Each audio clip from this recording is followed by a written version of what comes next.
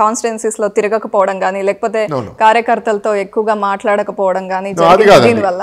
కార్యకర్తలతో మాట్లాడాలి, కామన్ సిటిజన్తో అందరికి మనం అందుబాటులో ఉండలేము.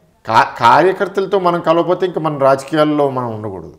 అయినా సరే మీరు ఇందాకన్న మాట అందుబాటులో ఉండడు లేకపోతే ఆయనతో మాట్లాడలేము అనేది జనరల్గా ఏంటి అంటే, నేను ఇప్పుడు 2 వృత్తుల్లో ఉన్నాను.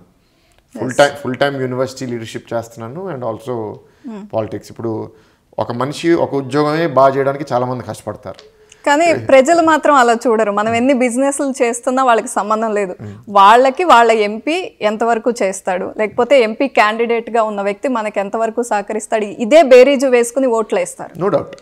యాజ్ అ ఓటర్ నేనేంటి అంటే, ఇవాళ యుద్ధం సత్యహరిశ్చంద్రుడు దుర్మార్గుడు మధ్యన కాదు, ఇద్దరు దుర్మార్గులే.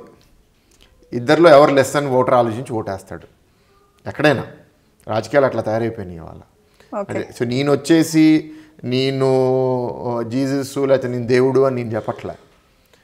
సో నేను అందుబాటులో లేకపోవడం, ఒకవేళ నాలో లోపం ఉంటే నాకు దానివల్ల ఒక నెగిటివ్ పాయింట్ వస్తే అది ఓటర్ ఎట్లా ఈక్వేట్ చేసుకుంటాడు అంటే, తినకి అవతల అభ్యర్థికి ప్రోజు కాన్స్ ఏంటి, అంతే కదా. ఇప్పుడు స్వార్థం పెరిగిపోయినప్పుడు నేను నా స్వార్థంతో ఓట్ చేస్తాను.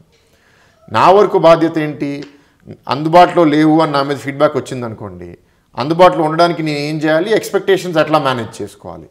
ఇప్పుడు ఒకవేళ నేను రోజు మీకు అందుబాటులో ఉంటానంటే అది అబద్ధం. అలానే మిమ్మల్ని 5 సంవత్సరాల్లో ఒకసారి కలుస్తానంటే నేను పాలిటిక్స్లో ఉండకూడదు. So we need to balance between the two. అందుకే ఇప్పుడు నా దగ్గర ఇప్పుడు మా పార్లమెంట్లో 84 వార్డ్స్ నా పార్లమెంట్లో వస్తాయి, 8 మండలాలు వస్తాయి.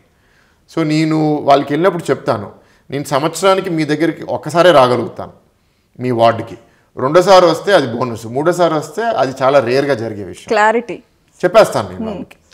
మీకు ఇష్యూ ఉంటే మీరు వార్డ్ ప్రెసిడెంట్, మీరు కార్పొరేటరు, మీరు వార్డ్ జనరల్ సెక్రటరీ, నా నంబర్ మీ దగ్గర ఉంది, మీరు నాకు మెసేజ్ చేయండి, నేను ఇష్యూ బట్టి మీకు రెస్పాండ్ అవుతాను, మీకు ఆ విధంగా నేను అందుబాటులో ఉంటాను.